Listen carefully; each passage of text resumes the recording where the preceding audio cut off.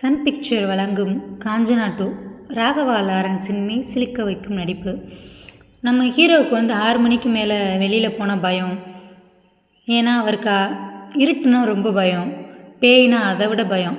அப்படியே இந்த கதைக்களத்தை கொண்டுட்டு போகிறாங்க. அவரோட ஃப்ரெண்ட்ஸோட கிரிக்கெட் விளாட்றதுக்காக வெளியில் போகிறாரு. அப்போது ஒரு கிரவுண்டில் விளாட்றாங்க. ஸ்டெம்பில் ஏதோ ஒட்டியிருக்கு. அது பிளட்டு. அது தெரியல. அவங்க அங்கே நடக்கிற அமானுஷத்தில் பார்த்து பயந்துட்டு எல்லோரும் ஓடி வந்துடுறாங்க.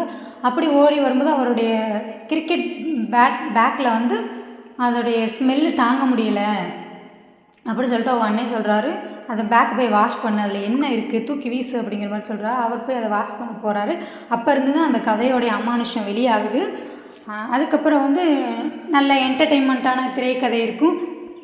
அப்புறம் ஹீரோயினி வருகை இருக்கும். அந்த ஹீரோயினியோட பல கதைகள் நடக்கும். அது சுவாரஸ்யமாக இருக்கும். அதுக்கப்புறம் ஹீரோவுடைய ஆக்டிவிட்டீஸ்லாம் சரியாக படாது. வீட்டில் எல்லோரும் கண்டிப்பாங்க அவரை.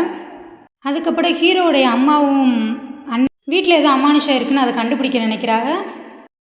அமானுஷம் தான் சரத்குமார். அவர் குடும்பத்தை எல்லாரையும் அழிச்சதுனால இவர் ஆவியாக மாதிரி பழி வாங்கணும்னு நினைக்கிறார். இதுதான் அந்த கதை.